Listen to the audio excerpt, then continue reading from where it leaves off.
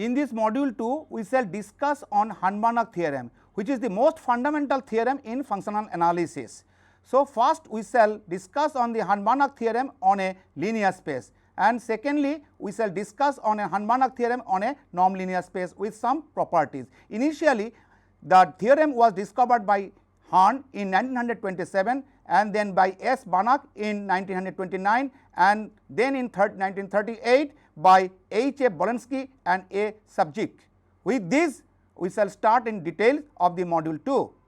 Now, we shall discuss on module 2. The title of the module 2 is Hahn-Banach theorem. We first prove an extension theorem called the Hahn-Banach lemma for linear functionals on an arbitrary real linear space. We then apply this lemma to derive the fundamental extension theorem called the Hahn-Banach theorem for bounded linear functionals.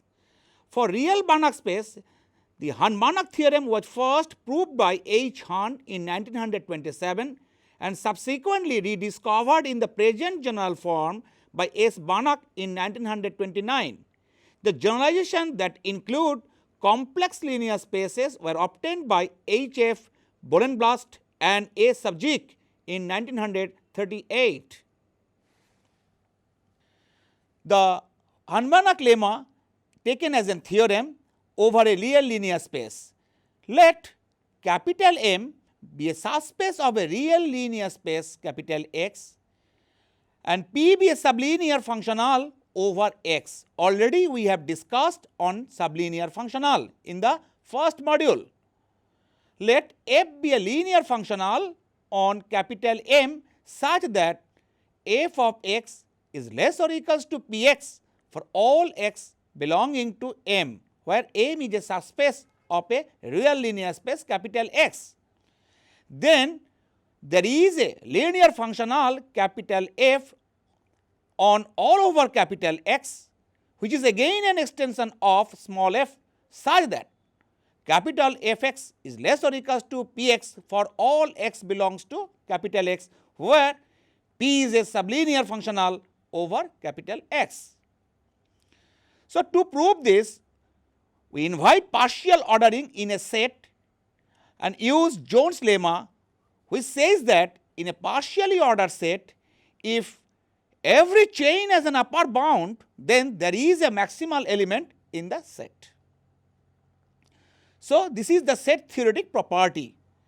Let gamma denote the collection of all linear functionals f tilde such that each f tilde is an extension of small f, for which f tilde x is less or equals to Px for all x belongs to df tilde, where df tilde is the domain of f tilde, is a subspace. Clearly, let us introduce a partially ordered relation on gamma. For f1 tilde, f2 tilde belongs to gamma, we say f1 tilde is related to f2 tilde to mean if f2 tilde is an extension of f1 tilde with df2 tilde includes df1 tilde, where f2 tilde is equal to f1 tilde over df1 tilde, where df1 tilde is the domain of f1 tilde and df2 tilde is the domain of f2 delta.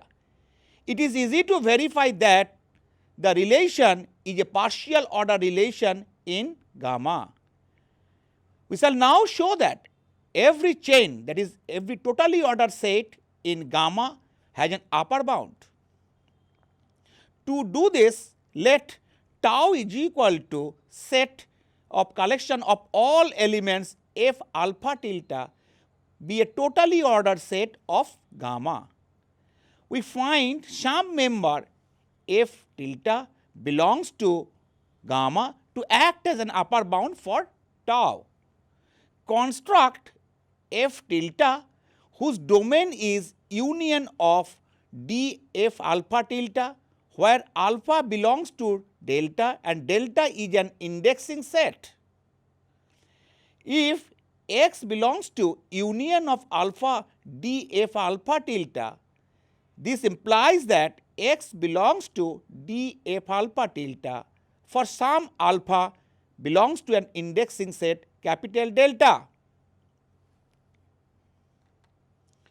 So, f alpha tilde x is equal to f tilde x for all x belongs to d f alpha tilde. By the property of f alpha tilde, it is the extension of f tilde already we have discussed.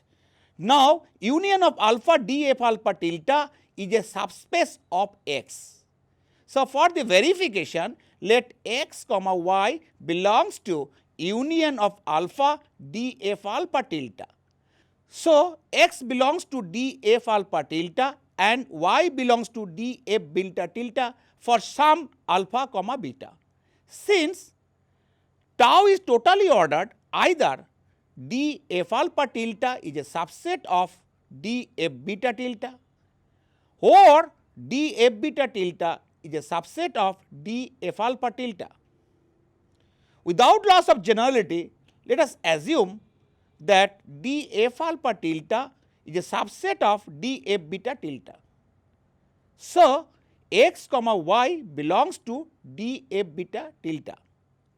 As d f beta tilde is a subspace, x plus y belongs to d f beta tilde, and hence x plus y belongs to union of d f alpha tilde, where alpha belongs to delta and delta is an indexing set.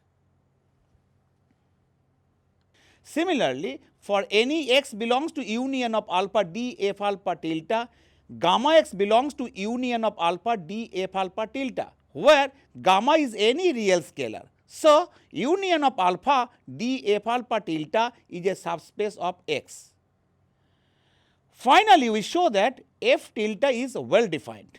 Suppose x belongs to d f alpha tilde and x belongs to d f beta tilde. So, f tilde x is equal to f alpha tilde x and f tilde x is equal to f beta tilde x. By total ordering of tau, either f alpha tilde is an extension of f beta tilde or vice versa. So, f alpha tilde x is equal to f beta tilde x. So, f tilde is well defined. Thus, we have f tilde x is less or equals to p x for all x belongs to d f tilde is equal to union of alpha d f alpha tilde, and for any member f alpha tilde of tau, we have f alpha tilde is related to f tilde. So, f tilde belongs to gamma, which is an upper bound for tau. So, by applying Jones lemma, we get a maximal element f in gamma, and f is the desired extension of small f as a linear functional with capital Fx is less or equals to px for all x belongs to df, where d of small f is a subset of d of capital F. The domain of capital F is equal to x, which follows by maximality of capital F. Otherwise, by argument as above, we can have an extension of capital F to some other functionals, which is again a contradiction of maximality of capital F. Now, we shall prove a Hanumanak theorem over a nonlinear space. Suppose f is a linear functional and f is bounded.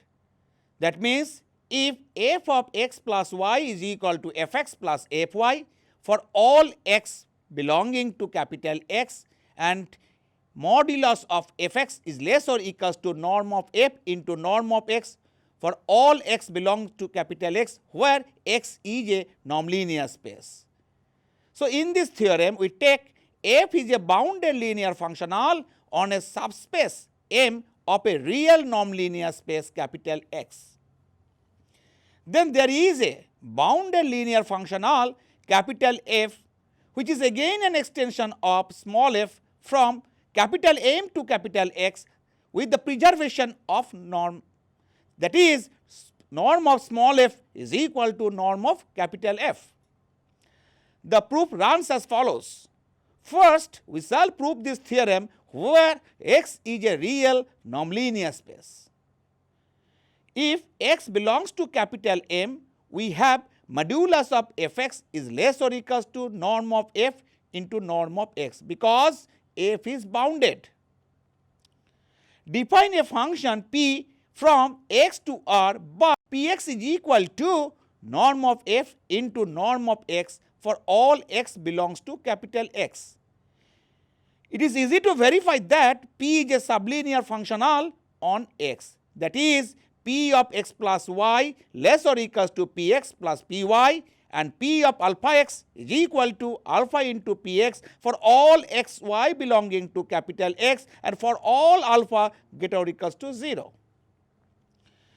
As modulus of Fx less or equals to Px for all x belongs to capital M, by Harman-Mark theorem as already proved, we get a linear functional capital F over x, which is again an extension of small f over M, such that capital Fx is less or equals to Px for all x belongs to capital X. So, modulus of Fx is less or equals to Px is equal to norm of F into norm of X by the definition of P. So, this follows that F is a bounded linear functional on capital X. Also, norm of F is less or equals to small norm of F, that is, norm of capital F is less or equals to small norm of F. Also, small of Fx is equal to capital Fx for all x belongs to capital M, and F is the extension of small f, rather capital F is the extension of small f. Thus, modulus of Fx is equal to modulus of Fx, because Fx is equal to Fx for all x belongs to capital M. Thus, modulus of Fx less or equals to norm of F into norm of x, as capital F is bounded on capital X, and hence norm of F less or equals to norm of F, because modulus of Fx less or equals to norm of F into norm of x for all x belongs to capital M. So, norm of F is equal to norm of capital F. Now, we shall study for the complex nonlinear space. Suppose capital X is a complex nonlinear space, then F is a complex valued functional on a complex linear subspace of capital X. Take Fx is equal to F1x plus I into F2x, because its range lies in the complex number space. So, any number can be expressed as x plus iy. So, Fx is equal to F1x plus I F2x, where F1 is the real part of small f and capital F2 is the real part of small f. Now, for every x belongs to capital M, we have by simple calculation that I into F1x plus I into F2x is equal to I Fx, which is equal to f of Ix, because f is linear, and f of Ix is equal to f1 Ix plus I f2 Ix by simple verification. So, equating the real parts of both sides of the above equation, rather above equality, we get f2x is equal to minus f1 Ix for all x belongs to capital M. Hence, the bounded linear functional on capital M can be represented as Fx is equal to f1x minus I f1 Ix for all x belongs to capital M. Also, we have f1x is equal to real part of fx, already we have assumed. So, real part of fx less or equals to modulus of fx, which is again less or equals to norm of f into norm of x for all x belongs to M over R, and M over R means M is a subspace over the field of reals. That is, f1 is a bounded real valued linear functional on MR. Thus, considering the associated real nonlinear space over X, which is over the field of reals, it follows by earlier argument in this theorem that there exists a real bounded linear functional f1 on X over R, that is X over the field of reals, such that f1 over M over R is equal to f1. That is, f1x is equal to small f1x, that is capital F1x is equal to small f1x for all x belongs to M over R. M over R is the subspace over the field of reals, and norm of f1 is equal to small norm of f1. Define f is a function from capital X to C, C means collection of all complex numbers, by fx is equal to f1x minus I of f1 ix wherever x belongs to capital X. Thus, for all x1, x2 belonging to capital X and x belonging to capital X and alpha belonging to space of reals, we have f of x1 plus x2 is equal to f of x1 plus fx2, that is f is additive, and f of alpha x is equal to alpha of fx. Combining, we see that f is linear. Also, f of ix is equal to f1 ix minus f1 of minus x. So, which is seen by easy calculation that f1 ix minus I of f1 minus x is equal to I of f1x minus I of f1 ix, which is again equal to I fx. Hence, capital F is a complex valued linear functional on a complex nonlinear space. Also, capital F is an extension of small f. This is due to the fact that for all x belongs to capital M, we have f of x is equal to f1x minus I of f1 ix, which is equal to f1x minus I small f1 ix. Since f1 is restricted over M is equal to f1 is restricted M over R, that is f1 is restricted over M, which is over the field of reals, is equal to f1 already been discussed. So, capital Fx is equal to small fx by the earlier result. We shall now prove that capital F is bounded on capital X. That means capital of Fx having the mod with the property that modulus of Fx is less or equals to some constant into norm of x for all x belonging to capital X. For this, we proceed as follows.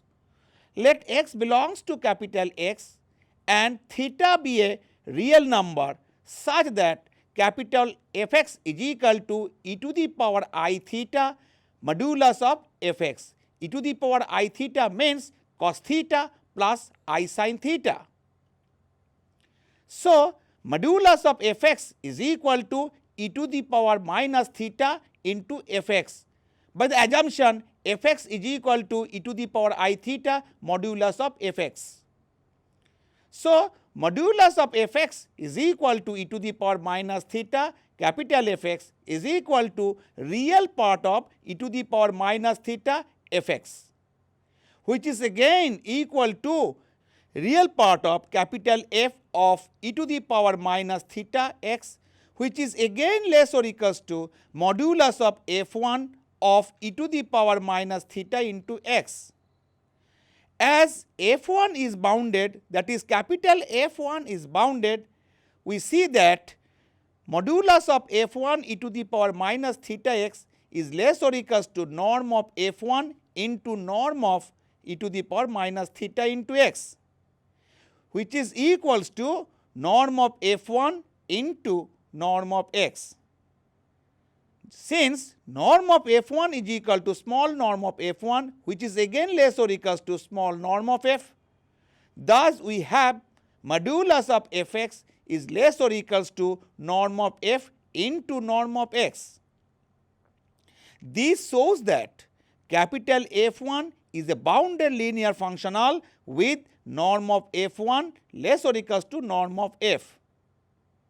Also for all x belongs to capital M, we see that small fx is equal to capital Fx, because capital F is the extension of small m. So, taking modulus in both sides of small fx is equal to capital Fx, we get modulus of fx is equal to modulus of fx. As capital F is bounded, so modulus of fx less or equals to norm of f into norm of x. That means modulus of fx less or equals to norm of f into norm of x, which implies that small norm of f less or equals to capital norm of f, and consequently small norm of f is equal to capital norm of f. In this regard, we have a remark. Let X be a nonlinear space, maybe either over the field of reals or the field of complex numbers, and let M be a subspace of capital X. Let f be a bounded linear functional on capital M.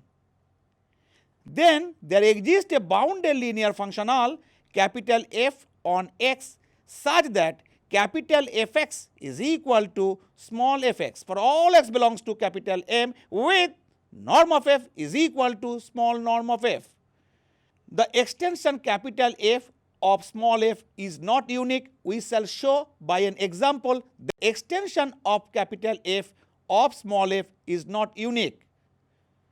So, we use some notation.